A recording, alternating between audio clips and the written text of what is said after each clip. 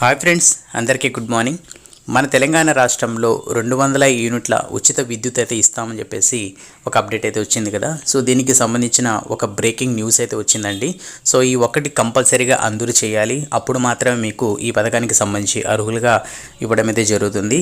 So దీనికి సంబంధించిన పూర్తి వివరాలని మనము ఈ వీడియోలో తెలుసుకుందాము. అలాగే స్కిప్ చేయకుండా చివరి వరకు చూడండి, అప్పుడే మీకు క్లియర్గా అర్థమవుతుంది. అలాగే ఈ వీడియోని లైక్ చేసి తప్పకుండా మన ఛానల్ని సబ్స్క్రైబ్ చేసుకోండి. సో ఇంకా మనం వీడియోలోకి చూద్దాం. సో ఇక్కడ మనం చూసుకున్నట్టయితే బకాయిలు చెల్లిస్తేనే ఉచిత విద్యుత్ అని చెప్పేసి మనకు అప్డేట్ అయితే వచ్చింది.